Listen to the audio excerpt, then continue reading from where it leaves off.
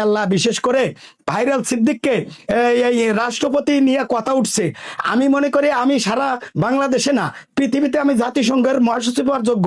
এবং আমি আমার বড় ভাই আলহাজ তারেক রহমানকে বলবো যে জনগণ চাচ্ছে যে আমি যেন রাষ্ট্রপতি হই।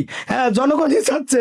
তারেক রহমান ভাই, আপনি আমার বড় ভাই, আপনি এবং শফিকুর রহমান ভাই, আপনারা বিরোধী জোট এবং সরকার দলীয় জোট মিলে আমার একবার রাষ্ট্রপতি করে দেখেন আমি পারি কিনা, দেখেন না কি করি।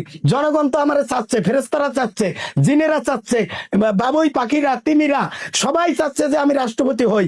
এরপরে যদি আমি কোনো কায়দায় না হই, হ্যাঁ, তারপর তাহলে কি হবে? ডক্টর মঈন খানকে করা যেতে পারে। হায় আল্লাহ, ডক্টর মঈন খান, নজরুল ইসলাম খান এবং সেলিনা রহমান সহ এদেরকে করলে ভালো হয়। দলের বাইরে গেলে কিন্তু ওই ইয়াসউদ্দিনের মতো হয়ে যাবে, 111 চলে আসবে।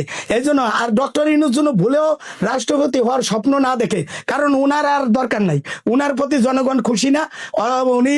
উনি গ্যাসের দাম বাড়াইছে, উনি অনেক কিছু করছে, উনি সমকামিতার প্রমোট করে, উনারে রাষ্ট্রপতি হলে এই দেশ ধ্বংস হয়ে যাবে। সুতরাং আমি হেল্লা, যেমন আমি রাষ্ট্রপতি হইতে চাই, ডক্টর মঈন খান হলেও আমার আপত্তি নাই, কিন্তু নজরুল ইসলাম খান হলেও আপত্তি নাই।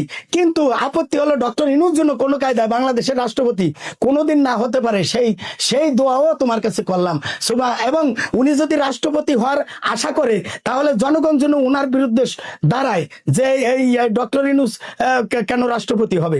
রাষ্ট্রপতি হওয়ার জন্য কি বিএনপি কি পচে গেছে? ভাইরাল সিদ্দিক কি পচে গেছে? সুতরাং ভাইরাল সিদ্দিক 1 নম্বরে রাষ্ট্রপতি হওয়ার জন্য, হায়লা তুমি কবুল করো আমি যেন রাষ্ট্রপতি হতে পারি।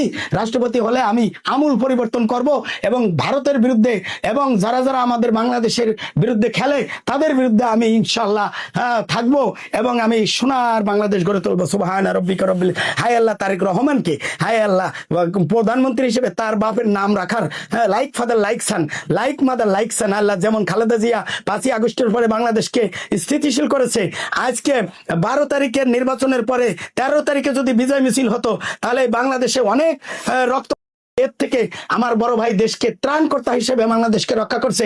এই ধরনের বুদ্ধি আর এই যে দোয়া চাওয়ার বুদ্ধি, এই যে সারা বাংলাদেশের মানুষ তারেক রহমানের জন্য দোয়া করছে, এই বুদ্ধিগুলি তারেক রহমানের মাথায় দিয়ে রাখো। সুবহানা রাব্বিকা রব্বিল ইজ্জাতি আম্মা ইয়াসিফুন ওয়া সালামুন আলাল মুরসালিন ওয়া আলহামদুলিল্লাহি রাব্বিল আলামিন।